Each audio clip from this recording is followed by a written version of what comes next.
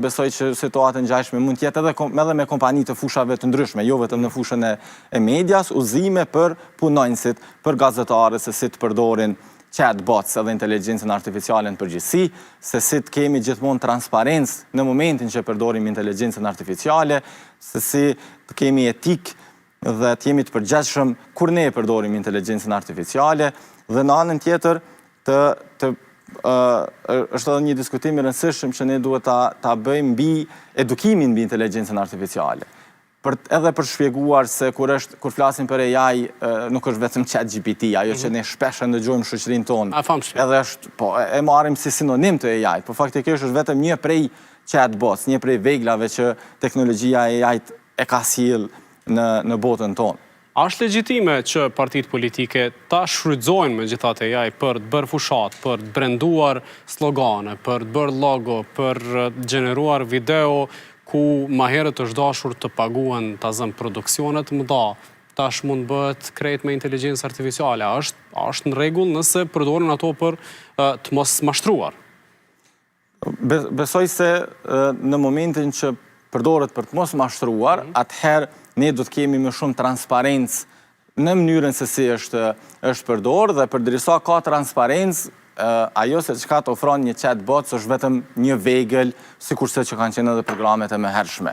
Kështu që nuk shoh ndonjë problem kur ajo përdoret përderisa është me transparencë. Na është bashkuar edhe Çelik Nimani, që një mirë si gjenerohen këto përmbajtje. Faleminderit shumë që erdhe fillimisht. Mirë se gjeta, kërkoj falje për vonesën, po kontroll rutinore e policisë. Ani, mirë që dalin edhe policia në këtë kohë. Po të regojna që më ke basët gjatë ditës që e ke paralajmëru pjesëmarrjen në emisionin, ndjekim 2 video të gjeneruara nga Çeliku në Facebook.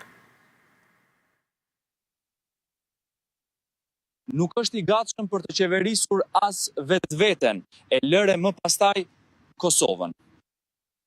Intervista është e gjeneruar prej inteligjencës artificiale. Çka mendon ti për Albin Kurtin? Si po ta duket? Po, pak e çuditshme se e di që s'ka kameraman veç kompjuteri, por më pëlqen. Sa për Kurtin unë e shoh si njëri drejt që po mundohet me i mbajt.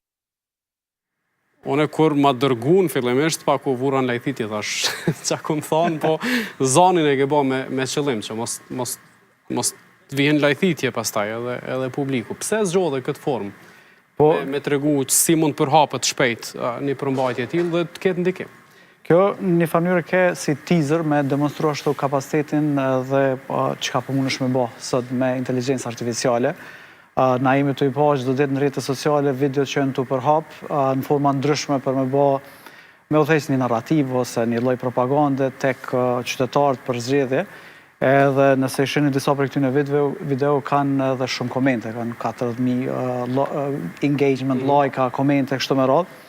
Kjo, do të thonë, video që gjenerova, unë e hyna veç në profil tonë në Facebook, një fotografi prej terenit.